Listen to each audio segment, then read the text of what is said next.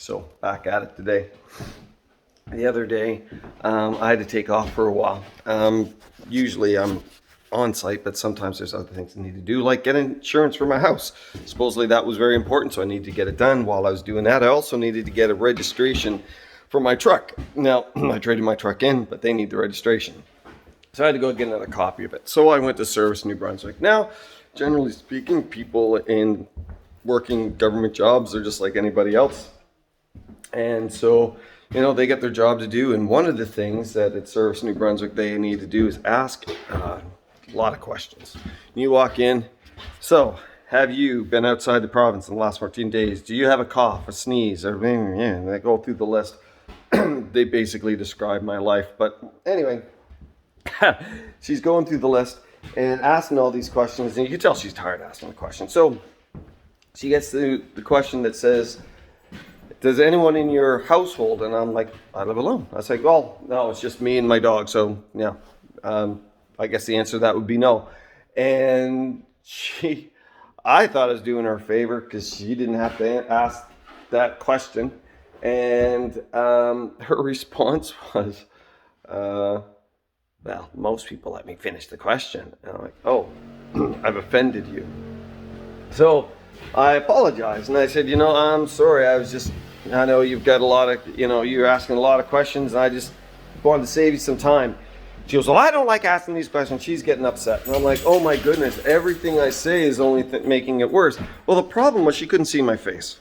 All she could hear is my voice, and she doesn't really know me. And maybe I've got an accent, or maybe I've got inflections that she would interpret it differently. And anyways, at the end of the day, she thought I was being sarcastic and mean, which I wasn't.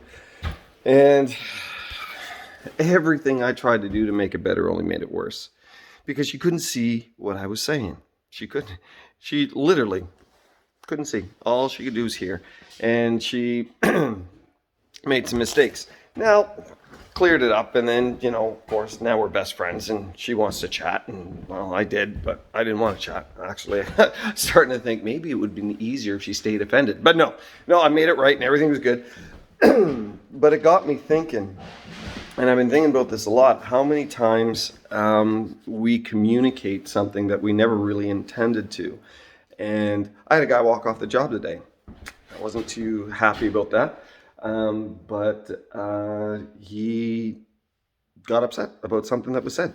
And he got upset about how somebody reacted to him, and he did some things that were a little weird and how people reacted to that. And he misinterpreted some things, and he left. Now, that's his right. And honestly, to a certain degree, when you're working in situations where if you're not paying attention, somebody can get hurt, people have a tendency to sometimes be a little intense. And somebody was a little intense. Let's just say that. But at the end of the day, this person interpreted a whole lot more into something that he really didn't need to, and it cost him his job. And it's too bad. I came into the situation and I was like, I'm sorry, buddy. If this is your decision, I appreciate it. I wish you well.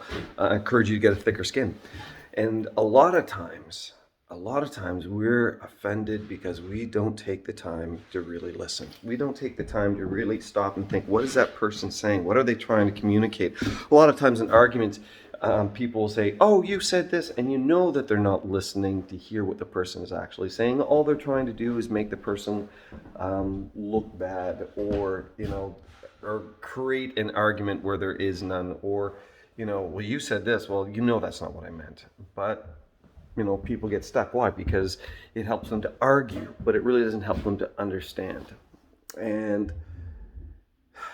it's difficult when we don't listen to each other. It's difficult when we put masks on each other so we don't hear their words. And a lot of the conflict comes because we don't take the time to understand. The scripture says this: correct, rebuke, and encourage with patience and careful understanding, which means we got to stop and listen to each other before we get upset. Before, if somebody says something that offends us, maybe the first thing that we need to do is ask ourselves the questions, why am I offended?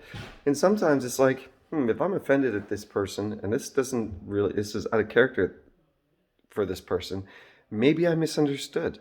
Or, you know what, maybe I'm going to give somebody the benefit of the doubt because maybe I misunderstood. Maybe you didn't, but maybe you did. And taking that moment just to step back and check yourself and make sure that everything that you're thinking and saying is accurate and in line with what's going on, save us a lot of conflict and bring us to a place where we're actually moving forward. And if there are issues to address, then we're addressing them rationally. We're not accusing people of saying things to make an argument, but we're really trying to bring peace and understanding and mutual growth to each other. This isn't the way we want to talk to each other. We want to take your masks off. We want to be honest. We want to be open. We want to listen sincerely. And we want to build relationships that are honoring to God. Hope that's been an encouragement to you. It's kind of some things that I've been thinking today. A lot of things. Oh, that's a tack. Not. I thought there was bugs behind my head. See, this is the world I live in. Anyways, you enjoy your day. God bless you. We'll talk to you soon.